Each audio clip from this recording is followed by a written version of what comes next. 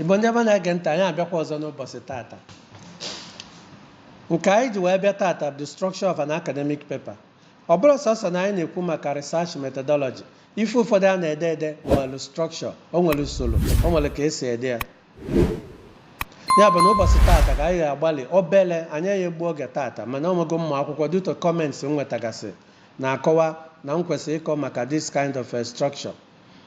Therefore, n'ife anyị nọ na tata iji wee gbalị obele nke anyị nwere ike. Ị na-anya na today's outline, what is an abstract? What is an introduction? What is a conclusion? And what are recommendations, discussions, question and answers? Okay. Ibia, what is an abstract? An abstract bụ nchịkọta. Onye ọbụla gụlụ an abstract enweghị ike ịma ife idelu na ka isi wee dị ya. Abịa na ka anyị si akụzi, anyị na-ede ọ dị how many words? O nwere ike ọ dị word 3. What? Number 1, what is it? Number 2, what is it? Number 3, and then how? H. An abstract by summary simply means what motivated you in this writing?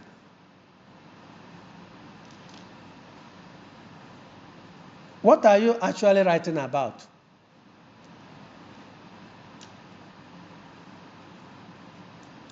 And what is your stand? Then how did you get the result? All depends on which where tinyezie.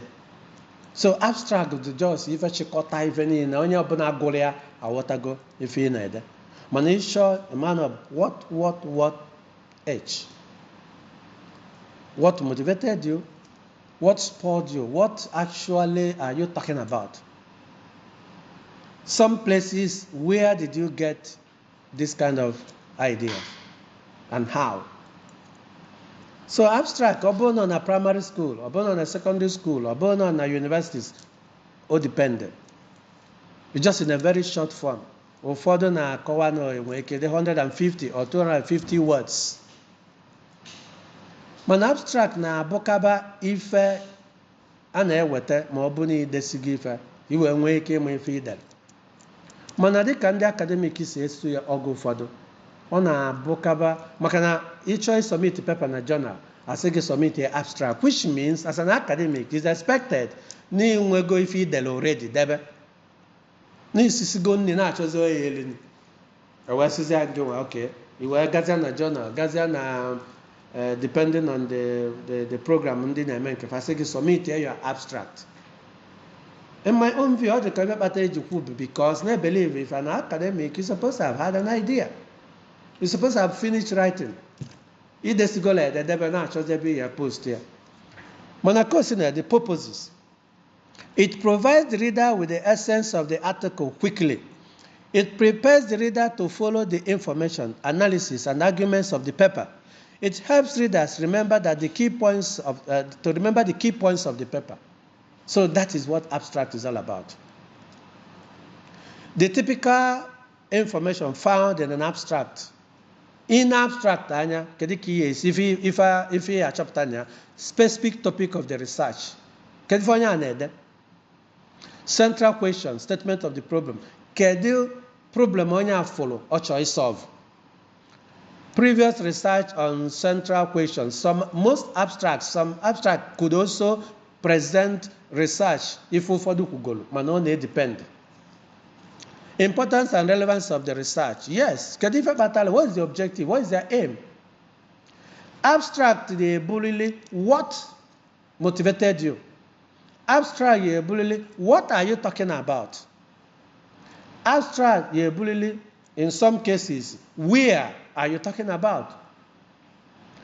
Abstract must carry how did you get the result? Abstract, what did you find?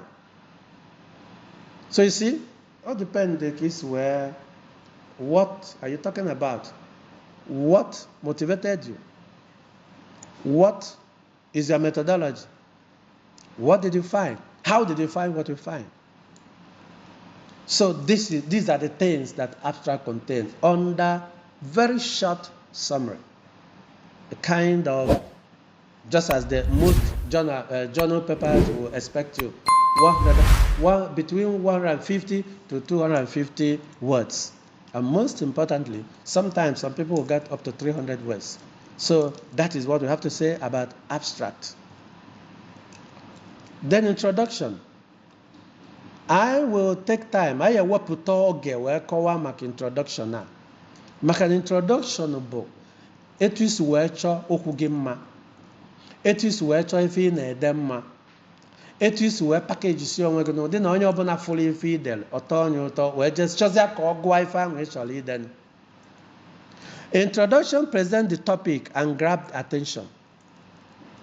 Give background information, summarizes existing research, highlights own approach, objective, recites significance, provide an overview of the structure. Introduction bụ ebe itili mmụọ mara mma. Introduction bụ ebe iyi akwa mara mma. Introduction just like ịfụ mmadụ ka ọ mara ezigbo mma dozisie onwe ya bụrụ sọ mma. Enwekwa ike ọmụmụ ya adịsịrị oke. Enwekwa ike ime arụ ya onwe ife na-aya, mana at least ị na-enwoke anya odoga na nwoke nọ mma, ị na-enwe anya odoga anya na-adaba ada. So introduction bụ ife ya capture mmadụ. It's just like a hook. Ịma na ịchọ igbu azụ nwere inwe ịchọpụta ife azụ na-eli, itinyela ya ife aṅụ ọ na-eli, itinyeziela azụ ife aṅụ ọ na-eli, kedu ife ọzọ ọ ya eme? Ọ bịaza chọkụlia ife aṅụ, mana ọ mara na ozugbo ọ na-eli ya na onweghị ife itile ebe a. Na ka eji akpọ ya introduction is like a hook. Ya ka o ji adị mma kaba arụ n'ife ọbụla ị na-ede ka ịdị chọọ na introduction gị malụ mma na ya captivate mmadụ, captivate onye ọbụla chọrọ ịgụ ya. Conclusion bụzi ebe gosili na ịkọsị gị ife ị kwesịrị ịkọnụ wee sịzịa ndị na-ege gị ntị nakwa ebe ijedebere na ife ịchọpụtalụ na ife ịchọlụ ka onye ọbụla malụ. Conclusion is the final paragraph of your essay. It gives a sense of closure to your argument. No new information given. In your conclusion, mostly, if you not conclude, if you del, or if you short a labels. So now you have not go your conclusion, kwesịrị ka ọma no ife a idesi na introduce bịa na body of your essay ife niile ahụ ịkọrọ na onye bụ ife ị na-conclude na ọ bụrụ na ije ejekọta ife ọzọ. For example, ị na-ede maka a good teacher. If ị na-ede maka a good teacher, ị bịa introduce maka a good teacher, bịa na your body, kọwaa everything, kọwaa n'ime, kọwapụta 1 point, 2 point, 3 points ịkpata na maka a good teacher. If it's a conclusion, ya bịarazi na conclusion, cover another occupation. O teacher ahụ ị na-ekwu maka ka ya akọ.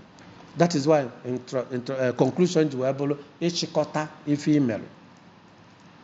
Then ị bịa na some academic writer recommendation elozokwana dịka anyị sikwu. Ọ bụrụ chọọsọ niile ede ife, o nwere ife kpata iji wee dee ife ịchọ ide.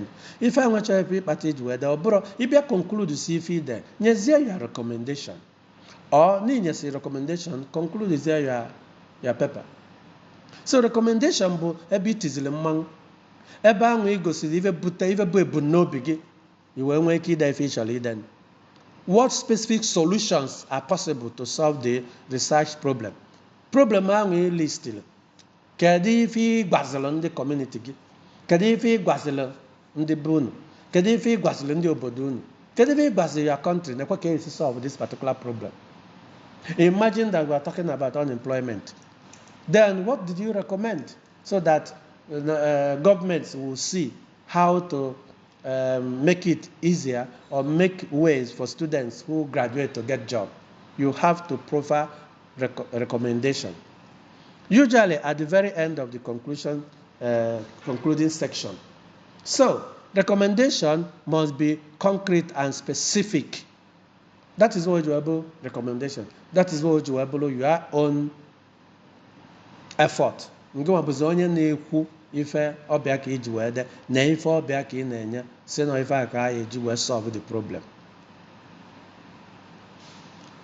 The abstract and introduction look alike, but what is the main difference between them?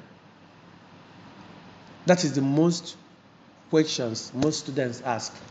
Kedu ife dị iche na abstract na conclusion. Kedu ife dị iche na abstract na introduction? Kedu ife dị iche na abstract na summary? Kedu ife dị iche na abstract na body of the letter?